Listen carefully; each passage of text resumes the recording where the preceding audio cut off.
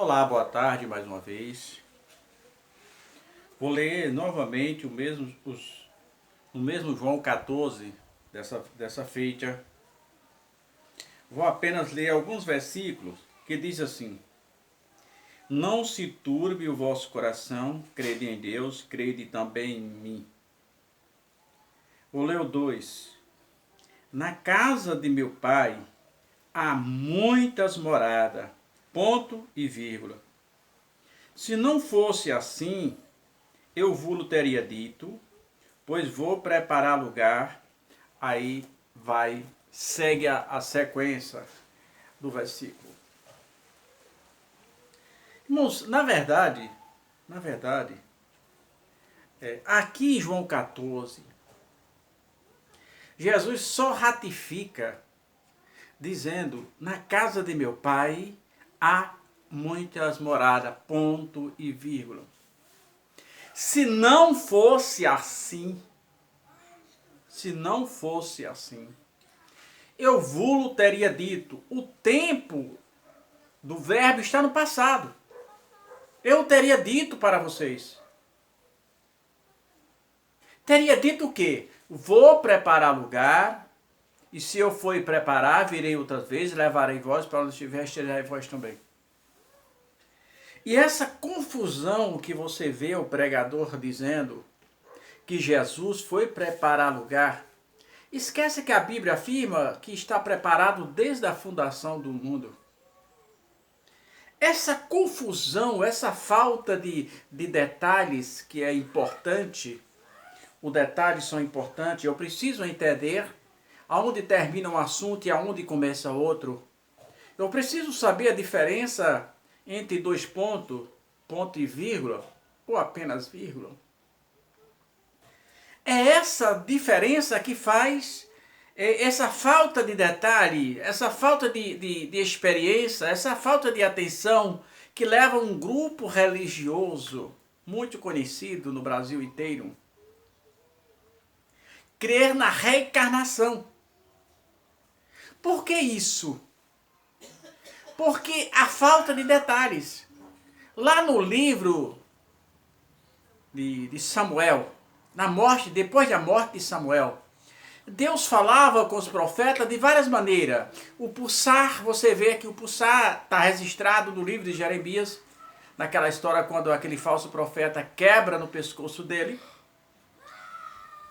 Então havia alguns mecanismos que Deus usava o objeto para falar com o rei, com o profeta. No caso de Saul, Deus já havia virado as costas para Saul, pois Saul havia desobedecido a Deus, havia oferecido sacrifício, né? Havia poupado os animais, né? Quando Deus mandara matar tudo, ele trouxe o melhor. E ele chegou a um ponto de estar completamente fora da direção de Deus. Certa feita, ele esperava Samuel para oferecer o holocausto, e o sol declinava, ele com medo se atreveu a oferecer um holocausto, sendo que isso era questão do sacerdote, ele era rei, ele não podia. Quando ele acabou de oferecer o holocausto, Samuel chega. E Samuel chega e ele diz a Samuel que eu fiquei com medo, o povo já dispersava e terminei oferecendo o sacrifício. E Samuel diz a frase que ainda hoje é célebre. Samuel disse para Saul, porventura Deus se agrada de sacrifício? O obedecer é melhor do que o sacrificar. Então, mesmo assim Samuel gostava muito dele. Mas Deus repreendeu o profeta Samuel, severamente disse assim para o profeta Samuel: até quando terás tu dó de Saul, tendo eu rejeitado? E Deus rejeitou e se afastou. Nesse período de tempo, Samuel morre. E Saul ficou à toa agora. E ele resolveu consultar uma feiticeira, já que Deus não falava com ele. Pela lei de Moisés, aonde tivesse uma feiticeira, mandava matar, e Saul mandou matar quase todas, deixou uma. Observe que normalmente aquele que cai volta aos seus princípios de erro. Começa de onde ele começou. Quem cai na vida espiritual comete os seus erros principiantes. E Saul voltou, tentou se passar por uma pessoa comum, mas como é que se passa diante de Satanás? E a mulher descobre que ele era Saul. E naquele meio ali, ele faz juramento, e a mulher diz: você quer me matar, você é o que já mandou matar não sei quantas. E aí ele faz juramento que não. E ela disse: o que quer que meu senhor quer? Ele disse: eu quero que faça subir o profeta Samuel. E a mulher faz lá a sua sessão espírita, e naquela sessão ela vê uma pessoa subindo. Observe, ela viu uma pessoa subindo da terra. E ela diz: eis que eu vejo um homem subindo da terra. E Samuel pergunta como é a roupa dele. E ela diz: envolto numa capa preta, se eu não me engano, um negócio desse. Aí é que vem a confusão. Aí daí parte a confusão.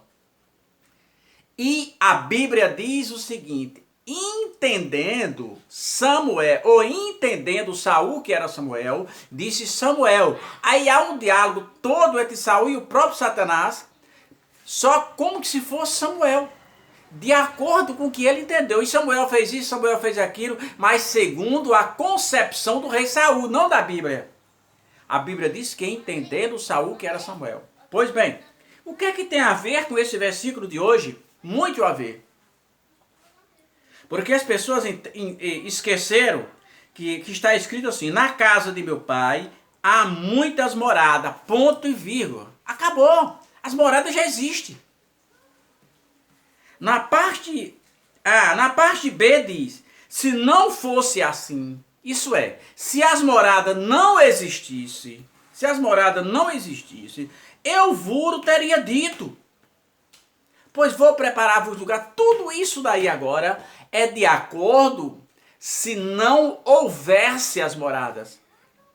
Então, Jesus, em nenhum momento, ele disse que foi preparar moradas. Ele disse que as moradas já existem. Agora, se não houvesse as moradas, ele dizia: eu vou para o meu pai, eu teria dito a vocês: eu vou para o meu pai, e lá e levarei vocês para onde ele estiver, estejai vós também. Porque vai... Então, tudo isso é segundo a concepção da parte B do segundo versículo. Se não fosse assim, se as moradas não existissem, se as moradas não existissem, aí ele diz o quê? Se as moradas não existissem, ele diz que iria, né? Na casa do meu pai há muitas moradas. Se não fosse assim, eu vos teria dito, pois vou preparar-vos lugar. E se eu for e vos preparar lugar, verei outras vezes e levarei vós para mim mesmo. Então, para você ver, é a mesma, alguns pregadores fazem a mesma confusão que os espíritas fazem com o 1 Samuel. É segundo o ponto de vista. E aqui, Jesus está bem claro: eu vos teria dito. Pense nisso, analise bem aquilo que você está pregando, para não ensinar aquilo que Deus não ensinou. Pense só um pouquinho nisso.